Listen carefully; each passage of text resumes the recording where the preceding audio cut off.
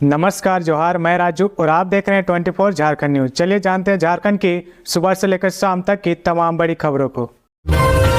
पूर्व सीएम हेमंत सोरेन की बजट सत्र में शामिल होने की अनुमति वाली याचिका पर हाईकोर्ट में सुनवाई, ईडी ने मांगा समय। पूर्व सीएम हेमंत सोरेन की याचिका पर झारखंड हाईकोर्ट में शुक्रवार को सुनवाई हुई। जस्टिस सुजीत नारायण प्रसाद की अदालत में हेमंत सोरेन की ओर से महाअधिवक्ता राजीव रंजन ने पक्ष रखा। इसके बाद ईडी ने जवाब दाखिल करने के लिए समय की मांग की है। इस मामले में अगली सुनवाई 26 फरवरी को होगी। पीएमएलए स्पेशल कोर्ट के फैसले को हाईकोर्ट में चुनौती दी गई है। पीएमएलए स्पेशल कोर्ट ने हेमंत सोरेन के बजट सत्र में शामिल होने की अनुमति वाली याचिका खारिज कर दी थी। पीएमएलए स्पेशल कोर्ट द्वारा याचिका खारिज करने के बाद पूर्व सीएम हेमंत सोरेन झारखंड हाईकोर्ट पहुंचे। जस्टिस सुजीत नारायण प्रसाद की अदालत में वर्चुअल मोड में सुनवाई में भाग लेते हुए ईडी की ओर से एएसजीआई एसबी राजू ने जवाब के लिए समय की मांग की है। सोमवार को सुनवाई करने का आग्रह किया। हाईकोर्ट के न्यायमूर्ति सुजीत नारायण प्रसाद की अदालत ने मामले की अगली सुनवाई सोमवार को निर्धारित की है। झारखंड विधानसभा का बजट सत्र 26 फरवरी तक के लिए स्थगित। शुक्रवार से झारखंड विधानसभा का बजट सत्र शुरू हो गया है। पहले दिन जेएसएससी सीजीएल पेपर लीक के मुद्दे पर जमकर हंगामा हुआ। 27 फरवरी को बजट आएगा। सत्र के लिए पक्ष विपक्ष दोनों तैयार हैं। चंपा सोरेन सरकार का यह पहला बजट है। इस सत्र में 7 कार्य दिवस रखे गए हैं। पहले दिन सरकार ने 4,981 करोड़ रुपए का अनुपूरक बजट पेश किया है। वहीं विपक्ष ने जेएसएससी सीजीएल 2023 पेपर लीक समेत तमाम मुद्दों पर सरकार को घेरने की तैयारी की है। पंचम विधानसभा के अंतिम बजट सत्र के हंगामेदार रहने की संभावना है। बजट सत्र में झारखंड में 24 से 26 फरवरी तक बारिश का अलर्ट। झारखंड के कई जिलों में आज बादल छाए रहेंगे। मौसम विभाग ने 24 फरवरी से लेकर 26 फरवरी तक राज्य में बारिश की आशंका जाहिर की है।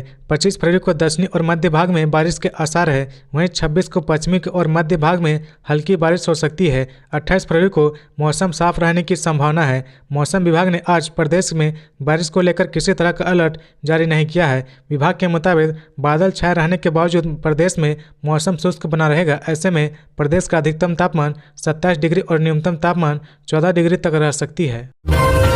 नींबू पहाड़ पर अवैध खनन की सीबीआई जांच जारी रहेगी। हाईकोर्ट ने सरकार की अपील याचिका खारिज की। साहिबगंज के नींबू पहाड़ पर अवैध खनन की सीबीआई जांच पर लगी रोक हाईकोर्ट ने हटा ली है। हाईकोर्ट ने सीबीआई द्वारा दर्ज एफआईआर के खिलाफ दाखिल राज्य सरकार की अपील याचिका को खारिज कर दिया है। इसका मतलब हुआ कि नींबू पहाड़ पर अवैध खनन की सीबीआई जांच होगी। बता दें कि विजय हांसदा ने सबसे पहले नींबू पहाड़ पर अवैध खनन को लेकर शिकायत दर्ज कराई थी।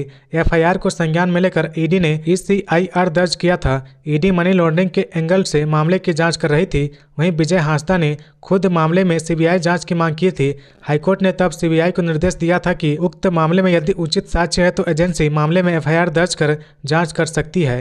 राज्य सरकार ने हाईकोर्ट में याचिका दाखिल कर यह दलील दी थी, किसी भी मामले में सीबीआई जांच के लिए राज्य सरकार की अनुशंसा जरूरी होती है, लेकिन जांच एजेंसी ने इसका पालन नहीं किया।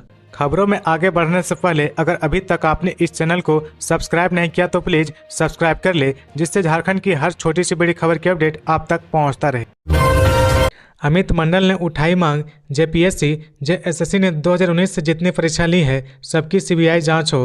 बीजेपी विधायक अमित मंडल ने जेएसएससी सीजीएल पेपर लीक मामले में राज्य सरकार को आड़े हाथों लिया है। तंजात्मक लहजे में अमित मंडल ने कहा कि जेएसएससी का नया नाम झामुमो के लिए सर्विस और कमीशन होना चाहिए। उन्होंने कहा कि 2019 में अब तक झारखंड राज्य कर्मचारी चयन आयोग और झारखंड लोक सेवा आयोग द्वारा ली गई सभी प्रतियोगिता परीक्षाओं की सीबीआई जांच होनी चाहिए। अमित मंडल ने चंपा सोरेन सरकार पर युवाओं के साथ धोखा करने का आरोप लगाते हुए कहा कि नियुक्ति नियमावली, नियोजन नीति और भाषा विवाद को लेकर क्या हुआ यह किसी से छुपा नहीं है। अमित मंडल ने कहा कि जेपीएससी जेएसएससी के मुद्दे पर भारतीय जनता पार्टी शुरुआत से ही सड़क से सदन तक लड़ती रही है। अमित मंडल ने राज्य सरकार पर बीजेपी कार्यकर्ताओं के ऊपर लाठीचार्ज और संगीन धाराओं में गलत मुकदमा दर्ज करने का आरोप लगाया है। उन्होंने कहा कि पेपर लीक और ब्लैक लिस्टेड एजेंसियों के साथ सरकार की लोगों की मिलीभगत का सच जनता देख रही है। उन्होंने कहा कि प्रतियोगिता परीक्षा विधेयक युवाओं की आवाज दबाने की सोची समझी साजिश है। प्रावधानों से ऐसा लगता है कि जो घोटाले के खिलाफ बोलेगा वह जेल जाएगा। 49 रुपये लगाकर 1 करोड़ जीता। जामताड़ा के इस युवक ने जामताड़ा जिले के नारायणपुर निवासी मिथिलेश रजवार नामक युवक ने ड्रीम 11 पर पाकिस्तान प्रीमियर लीग में 49 रुपये लगाकर 1 करोड़ रुपए जीत लिया है। मिथिलेश ने इस ऐप पर टीम बनाया और इस खेल में शामिल हो गया। मैच समाप्ति के बाद मिथिलेश रजवार को 834 अंक मिले और इस खेल में वह 1 नंबर पर रहे, जिस कारण उन्हें 1 करोड़ रुपए इनाम मिला। यह मैच मुल्तान सुल्तान बनाम कराची किंग्स के बीच खेला गया था। इसी मैच में मिथिलेश का दूसरा टीम 10वें नंबर पर रहा। इसमें से उसे 25,000 रुपये मिले। मिथिलेश का घर नारायणपुर बजरंग चौक के पास है। वह अपनी मां और 3 भाई के साथ खपरेल के घर में रहता है।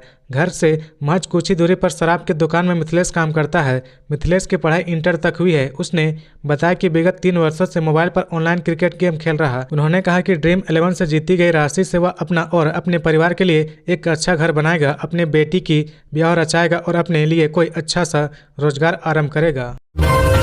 आचार संहिता लागू होने से पहले झारखंड में हो सकती है नए बिजली टैरिफ की घोषणा। लोकसभा चुनाव को लेकर आचार संहिता लागू होने से पहले ही राज्य में नए बिजली टैरिफ की घोषणा हो सकती है। यह टैरिफ वित्तीय वर्ष 2023-24 के लिए होगा। झारखंड राज्य विद्युत नियामक आयोग द्वारा 16 फरवरी को राज्य विद्युत उपभोक्ता सलाहकार परिषद की बैठक कर टैरिफ की अंतिम प्रक्रिया पूरी कर ली गई है। बताया गया कि बजट सत्र के समाप्त होते ही 10 मार्च से पहले ही टैरिफ की घोषणा की जा सकती है। झारखंड बिजली वितरण निगम लिमिटेड के वित्तीय वर्ष 2023-24 के टैरिफ में घरेलू उपभोक्ताओं की बिजली दर प्रति यूनिट ₹2.30 बढ़ाने का प्रस्ताव है। वर्तमान में शहरी घरेलू उपभोक्ताओं की दर ₹6.30 प्रति यूनिट है। इसे बढ़ाकर ₹8.60 प्रति यूनिट करने का प्रस्ताव है। यह दर 400 यूनिट से अधिक खपत करने वाले उपभोक्ताओं के लिए है, जबकि 400 यूनिट तक खपत करने वाले उपभोक्ताओं की दर ₹7.60 प्रति यूनिट करने का प्रस्ताव है। उम्मीद जताई जा रहा है कि उपभोक्ताओं पर नहीं बढ़ेगा ज्यादा बोझ। चुनावी वर्ष को देखते हुए संभावना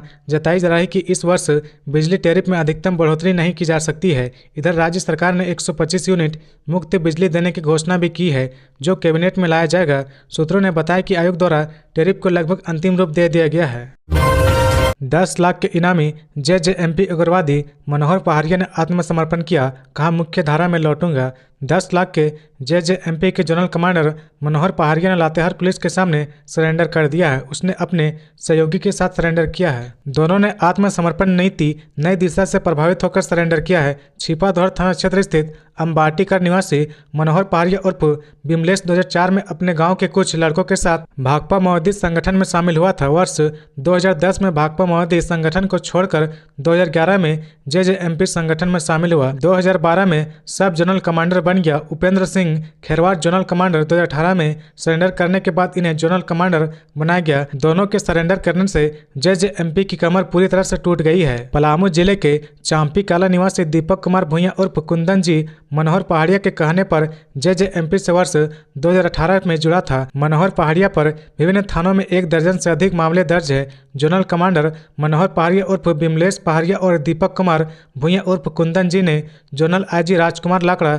सीआरपीएफ के डीआईजी पंकज कुमार, लातेहार एसपी अंजनी अंजन, समादेष्टा रविशंकर मिश्रा, वेद प्रकाश त्रिपाठी, अभिनव आनंद, विनोद कुमार कनौजिया और रणधीर कुमार झा के समक्ष सरेंडर किया है। सीयूजे के कुलपति ने सीएम चंपई से मुलाकात कर दीक्षांत समारोह में शामिल होने का दिया निमंत्रण। झारखंड केंद्रीय विश्वविद्यालय सीयूजे में तृतीय दीक्षांत समारोह की तैयारी जोर शोर से चल रही है। विश्वविद्यालय के कुलपति प्रोफेसर केवी दास मुख्यमंत्री चंपई सोरेन से मुलाकात कर उन्हें समारोह में आने का निमंत्रण दिया। मुख्यमंत्री ने समारोह में शामिल होने का आश्वासन भी दिया। गौरतलब है कि 28 फरवरी को झारखंड केंद्रीय विश्वविद्यालय अपना तृतीय दीक्षांत समारोह का आयोजन करने जा रहा है। इस समारोह में मुख्य अतिथि के रूप में राष्ट्रपति द्रौपदी मुर्मू शामिल होंगी। दीक्षांत समारोह का आयोजन विश्वविद्यालय के नए भवन के अंतर्गत नवनिर्मित विशाल सभागार में होगा। भवन एवं सभागार में समारोह संबंधित सभी आवश्यकताओं की पूर्ति का कार्य तेजी से चल रहा है। एकेडमिक काउंसिल, एग्जीक्यूटिव काउंसिल के सदस्य, विशेष आमंत्रित अतिथि, विद्यार्थियों, शिक्षकों एवं मीडिया कर्मियों के लिए निर्धारित स्थलों पर बैठने का इंतजाम कर लिया गया है। व्यवस्था में कोई कमी न रह जाए, इसके लिए विश्वविद्यालय प्रशासन, अभियंताओं की टीम एवं विभिन्न समितियों के सदस्य तथा पूरा विश्वविद्यालय परिवार युद्ध स्तर पर दिन रात कार्य कर रही है।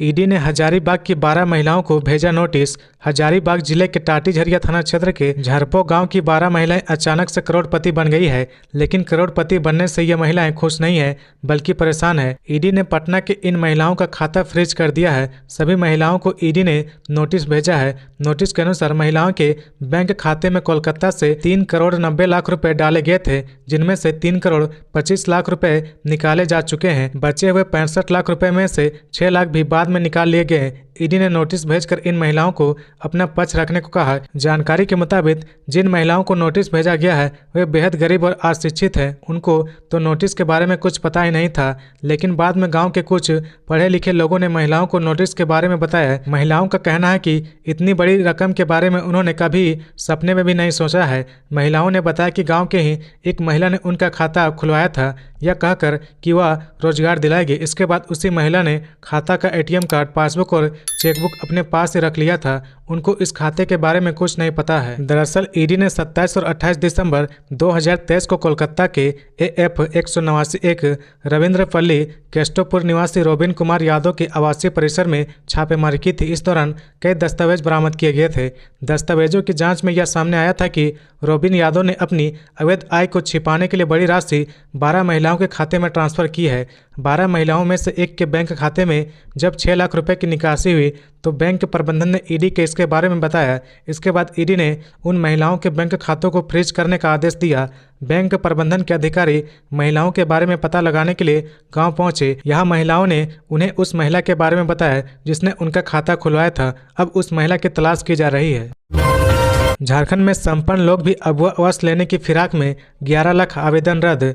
झारखंड में अबुआ आवास लेने के लिए ग्रामीणों की होड़ मची हुई है। संपन्न लोग भी आवास लेने की कोशिश कर रहे हैं। अर्हता पूरी नहीं करने के बावजूद आवेदन देने से नहीं हिचक रहे। ऐसे में कई लोग जुगाड़ कर आवास की राशि लेने के चक्कर में पड़े हैं। यही वजह है कि आवेदन का आंकड़ा 31 लाख तक पहुंच गया है। मामले की जानकारी मिलने के बाद आयोग लोगों का नाम हटाना शुरू किया गया है। इसी कड़ी में अब तक 11 लाख आवेदन रद्द किए जा चुके हैं। इनमें से कई आवेदन डुप्लीकेट थे, यानी कई व्यक्ति के 2-2 आवेदन थे। चौंकाने वाली बात यह है कि जिन्हें पहले से आवास मिल चुका है, सूची में उनके नाम भी शामिल थे। सरकारी नौकरी में कार्यरत लोगों, आर्थिक रूप से संपन्न पक्का घर के मालिकों ने भी आवेदन दिया था। ऐसे आयोग के आवेदन को रद्द किया गया है। अब आवेदन की संख्या घटकर 20 लाख तक पहुंच गई है। अब भी आवेदनों में शामिल नामों का सत्यापन कराया जा रहा है। अयोग्य पाए जाने पर लोगों के नाम हटाए जा रहे हैं। ऐसे में अभी संख्या और भी कम होगी। ग्रामीण विकास विभाग के निर्देश पर पंचायत और प्रखंड स्तर पर भी कमेटियां बनाई गई है। इसमें वार्ड सदस्य, पंचायत सदस्य, मुखिया को शामिल किया गया है। इनके माध्यम से सूची का सत्यापन किया जा रहा है। अयोग्य पाए जाने पर सूची से नाम हटाए जा रहे हैं। विभाग ने यह निर्णय लिया कि सत्यापन के बावजूद अगर आयोग को आवास मिल गया और उसकी शिकायत आई तो इसकी गहन जांच होगी। यह साबित होने पर कि आयोग को आवास मिला है तो उससे वसूली भी की जाएगी। हेमंत सोरेन को ईडी कोर्ट का डबल झटका, 7 मार्च तक रहेंगे जेल में, बजट सत्र में शामिल नहीं हो पाएंगे। पूर्व मुख्यमंत्री हेमंत सोरेन को कोर्ट से डबल झटका लगा है। झारखंड के पूर्व मुख्यमंत्री और झारखंड मुक्ति मोर्चा झामुमो के कार्यकारी अध्यक्ष हेमंत सोरेन को गुरुवार को 7 मार्च तक के लिए न्यायिक हिरासत में भेज दिया गया है। वहीं दूसरी तरफ झारखंड विधानसभा के बजट सत्र में हेमंत सोरेन को शामिल होने की अनुमति देने से अदालत ने इनकार कर दिया है। जमीन घोटाला मामले में गिरफ्तार हेमंत सोरेन की हिरासत अवधि समाप्त होने के बाद प्रवर्तन निदेशालय ने उन्हें prevention of money laundering act PMLA court में पेश किया। PMLA कोर्ट के जज राजीव रंजन ने हेमंत सोरेन और ईडी के वकीलों की दलील सुनने के बाद झारखंड के पूर्व CM की न्यायिक हिरासत 7 मार्च तक के लिए बढ़ा दी है। अमित शाह पर टिप्पणी मामले में बढ़ी राहुल गांधी की मुश्किलें, चलेगा ट्रायल, हाईकोर्ट ने खारिज की याचिका। अमित शाह पर टिप्पणी मामले में राहुल गांधी की मुश्किलें बढ़ती नजर आ रही।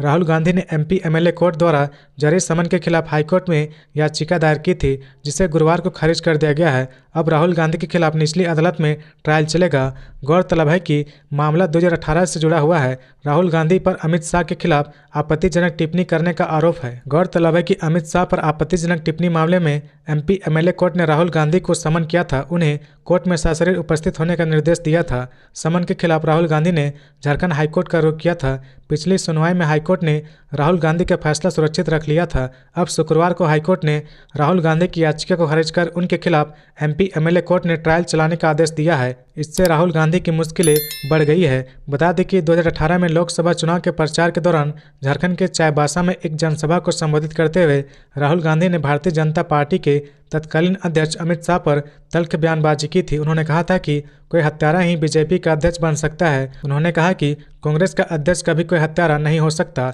राहुल गांधी की टिप्पणी को लेकर बीजेपी के स्थानीय नेता ने उनके खिलाफ मानहानि का मुकदमा दर्ज कराया था।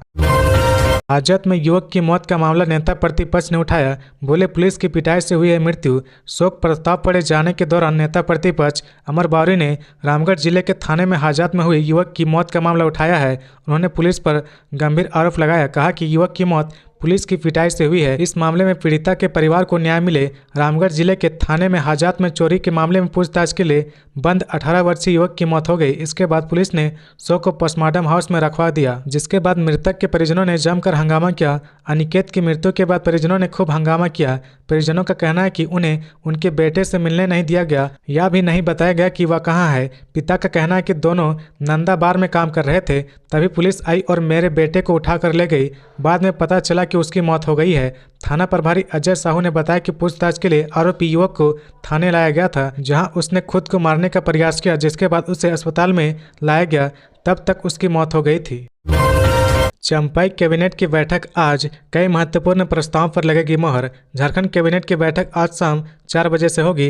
बैठक विधानसभा की कार्यवाही के बाद प्रोजेक्ट भवन स्थित मंत्रिपरिषद कक्ष में होगी। आज की बैठक में कई महत्वपूर्ण प्रस्तावों पर मोहर लग सकती है। गौरतलब है कि इससे पहले 15 फरवरी को कैबिनेट की बैठक होनी थी, जिसे स्थगित कर दिया गया था। डॉक्टर श्यामा प्रसाद विश्वविद्यालय दीक्षांत समारोह में 198 विद्यार्थियों को दिया गया गोल्ड मेडल। हजारों चेहरे पर आई मुस्कान, हाथों में सर्टिफिकेट, गले में मेडल और हजारों चेहरों पर मुस्कान। ये तस्वीर थी मोहराबादी स्थित दीक्षांत मंडप की, जहां डॉक्टर श्यामा प्रसाद मुखर्जी विश्वविद्यालय का पहला दीक्षांत समारोह आयोजित किया गया। इस दौरान 198 विद्यार्थियों को गोल्ड मेडल दिया गया और करीब 3400 छात्रों को उपाधि दी गई। इस समारोह में झारखंड के राज्यपाल सह राज्य के विश्वविद्यालय के कुलाधिपति CP राधाकृष्णन मुख्य अतिथि के तौर पर मौजूद थे। वहीं रांची विश्वविद्यालय के कुलपति अजीत कुमार सिन्हा भी कार्यक्रम में विशिष्ट अतिथि के तौर पर मौजूद थे। राज्यपाल राधाकृष्णन ने कार्यक्रम की शुरुआत की और गोल्ड मेडलिस्ट को सम्मानित किया। वहीं डॉक्टर श्यामा प्रसाद मुखर्जी विश्वविद्यालय के कुलपति प्रोफेसर डॉक्टर तपन कुमार सोंडिल ने कहा कि आज के इस आयोजन को सफल बनाने के लिए सभी लोगों ने मेहनत की है। साथ ही उन्होंने कहा कि इस विश्वविद्यालय का यह पहला दीक्षांत समारोह यादगार रहेगा। पहला दीक्षांत समारोह हमेशा इतिहास रचता है और आज डॉक्टर श्यामा प्रसाद मुखर्जी विश्वविद्यालय ने यह कर दिखाया है। यह समारोह छात्रों के लिए स्वर्णिम का पल होता है, क्योंकि राज्य के राज्यपाल के द्वारा उन्हें डिग्री प्रदान की जाती है। वहीं रांची यूनिवर्सिटी के कुलपति अजीत कुमार सिन्हा ने कहा कि आज के इस कार्यक्रम को सोच से ज़्यादा सफलता मिली है। उन्होंने कहा कि किसी भी विश्वविद्यालय के पहले दीक्षांत समारोह में कई गलतियां होने की संभावना होती है, लेकिन ऐसा यहाँ देखने को नहीं मिला। उन्होंने कहा कि अगर ऐसा संभव हो पाया है तो यहाँ के छात्रों के अनुशासन की वजह से हो पाया है। उन्होंने कहा कि रांची विश्वविद्यालय और डॉक्टर श्यामा प्रसाद मुखर्जी विश्वविद्यालय अलग नहीं है, हम हमेशा साथ हैं और एक साथ मिलकर काम करेंगे। जामताड़ा में बंद घर को अज्ञात चोरों ने बनाया निशाना, 6 लाख से अधिक के गहने व नकदी उड़ाए। जामताड़ा थाना क्षेत्र के दुमका रोड स्थित एक बंद घर को आरोपियों ने अपना निशाना बनाया। अपराधी घर से नगद सहित 7 लाख रुपए के गहने लेकर फरार हो गए। इस संदर्भ में पीड़िता ने जामताड़ा थाने में आवेदन देकर शिकायत दर्ज करवाई है। दिए गए आवेदन में पीड़िता जयप्रकाश गुप्ता ने बताया कि बीते 28 जनवरी को वे लोग घर बंद कर अपने पृथक गांव चले गए थे। जब लौटे तो घर का ताला टूटा हुआ था, अंदर सारा सामान बिखरा पड़ा हुआ था। पीड़िता ने शिकायत में बताया कि चोरों ने 17 ग्राम का एक सोने का चेन, 20 ग्राम का 3 पीस सोने की अंगूठी, 10 ग्राम का चेन, सोना का कान बाली और 400 ग्राम का चांदी के 2 पायल की चोरी हुई थी, जिसकी कीमत उन्होंने 3 लाख रुपए बताए। इसके अलावा कस्टमर का LIC प्रीमियम जमा करने के लिए 3,50,000 रुपए घर में रखे हुए थे, जिस पर भी अज्ञात चोरों ने हाथ साफ कर दिया। पीड़िता की शिकायत के बाद जामताड़ा थाने में मामला दर्ज कर लिया गया है। पुलिस ने छानबीन शुरू कर दी है। थाना प्रभारी इंस्पेक्टर राजेश मंडल ने बताया कि जल्द ही मामले का उद्भेदन कर लिया जाएगा। इंग्लैंड ने टॉस जीतकर बल्लेबाजी का किया फैसला, भारत की पहली गेंदबाजी। भारत इंग्लैंड के बीच टेस्ट मैच आज रांची में शुरू हो गया है।